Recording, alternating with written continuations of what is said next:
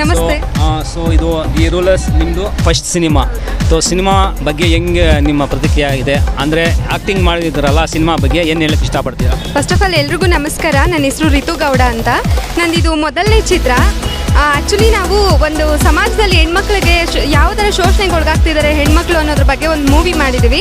ದಯವಿಟ್ಟು ಎಲ್ಲರೂ ಥಿಯೇಟರ್ಗೆ ಬಂದು ಮೂವಿ ನೋಡಿ. ಪ್ರತಿಯೊಂದು ಹೆಣ್ಮಗುನು ಅಂದರೆ ಕಾಲೇಜ್ಗೆ ಹೋಗ್ತಿರೋ ಹೆಣ್ಮಗು ಆಗಿರ್ಬೋದು, ಎಲ್ಲ ಹೆಣ್ಮಕ್ಳು ನೋಡಬೇಕಾಗಿರುವಂಥ ಮೂವಿ. ದಯವಿಟ್ಟು ಬಂದು ಮೂವಿ ನೋಡಬೇಕಾಗಿ ಎಲ್ಲರಲ್ಲೂ ಕೇಳ್ಕೊಳ್ತೀನಿ.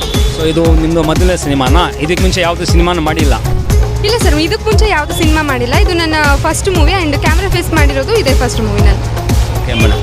ಸೊ ಈ ಸಿನಿಮಾ ನಿಮಗೆ 100 ಡೇಸ್ ಆಗಲಿ ಅಂತ ನಮ್ಮ ಕೋಲಾರ ನ್ಯೂಸ್ ಚಾನಲ್ 79 ನಿಮಗೆ ಹಾರ್ದಿಕ ಶುಭಾಶಯಗಳು. Thank you sir. ಹಾಗೆ ಎಲ್ಲ ಜನತೆ ಬಂದು ಇಲ್ಲಿ ಸಪೋರ್ಟ್ ಮಾಡ್ತಿದ್ದಾರೆ ನಮಗೆ. ನಮ್ಮ ಮೂವಿ ನೋಡ್ತಾ ಇದ್ದೀರಾ.